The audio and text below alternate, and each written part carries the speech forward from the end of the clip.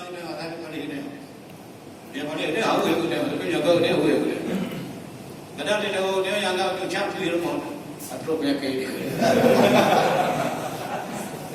Tidak tahu dia kayak, tidak tahu kawai dia. Yang dia buat baik.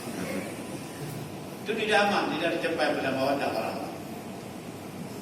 Hadirin jamaah salat asar rahimahullah. Artinya apa? Tua. Balik kita kepada Allah Subhanahu. Hari ini masih diberi kekuatan, kita dapat nikmat dari Allah. Tidak kita nyangka hari ini baju yang seragam, kita beri kecepatan kerja. Syukur, terima kasih. Andai kata sebenarnya saya bukan berdoa, sebenarnya saya harus manjat di lapar. Tapi dengan hadirnya satu perusahaan besar di sini, saya diterima ya Allah untuk bekerja di sini. Sore hari cepat saya bawa, bisa saya bawa kurung, ataupun bisa saya beri bon-bon kepada saya. Syukur pada perusahaan ini yang telah membantu. Syukur mereka, kerana berkerja. Alhamdulillah, kadang kau menjah. Kadang kau biduh laura dia jual dalam hari matahari. Dia tunggu orang lewat beli. Saya alhamdulillah. Saya sempat bekerja di sini. Istri saya sanggup dari saya beri nafkah.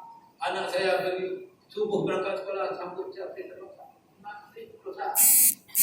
Telah bantu orang. Telah bantu negara-negara.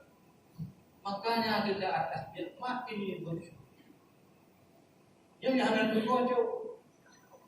Allah paling marah kepada orang yang tidak bersyukur.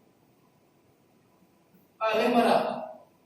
Jikalau Namrud jadi pimpinan di kala Nabi Ibrahim, Namrud paling takabur dan tidak mau dia bersyukur karena terang Tuhannya. Firaun tidak pernah dia mensyukuri.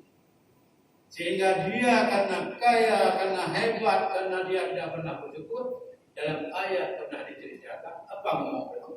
Ana rabbakumul a'la. Saya Tuhan kalian yang wajib kalian sembah. Tak hebat berapa? Akhirnya apa yang terjadi?